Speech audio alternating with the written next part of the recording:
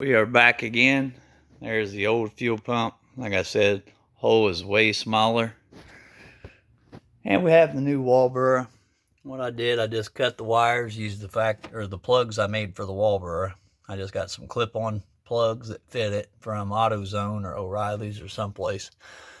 Then I shrink wrapped around it, and I covered this up with a wet towel and a bag. I put the bag over top of it so no water got down in the tank.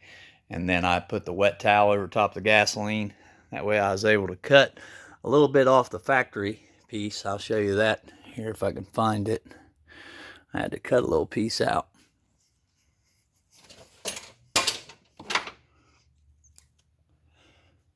Neither of those are it. It should be right here. It was right there. I don't know what happened to it. But anyhow, right here, this here comes around like a loop. And it was only like this wide and the Walbro wouldn't fit in there. So I just zipped that off right there, about that much of it. It should have been laying right here. I don't see it anywhere. Well, maybe I picked it up. I don't know. See if it's over here.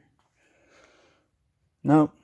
It's just one of those things that gets up and walks away, I guess, because it's gone.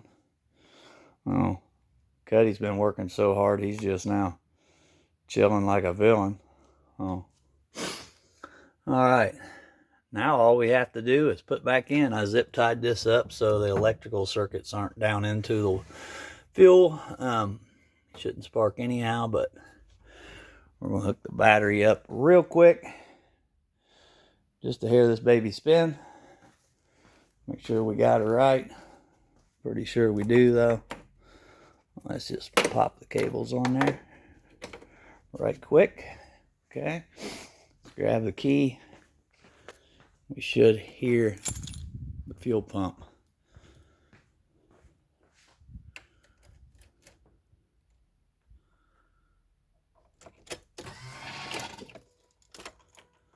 Think it's working.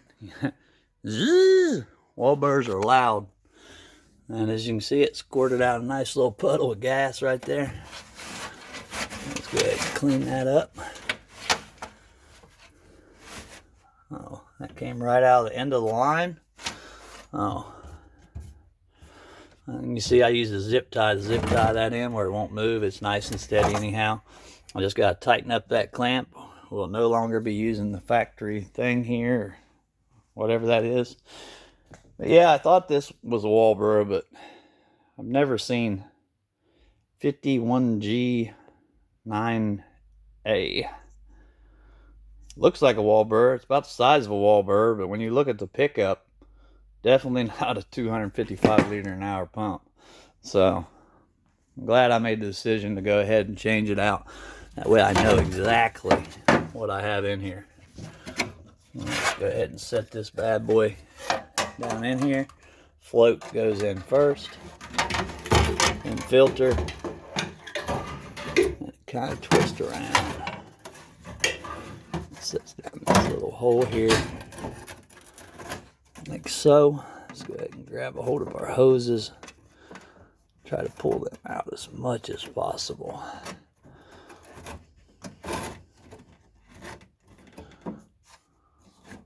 Yeah. Should be able to get them all the way on there. I need to cut a little bit off the end of this one because it is cracked right there, as you see. So I'm just going to do away with that. I'm going to cut that off. That way I know we ain't got to worry about that. Twist this around where it's supposed to be. Oh, I almost forgot. I got to put the seal back in it, or at least put a bead of gasket maker around there. Let's see what I got here.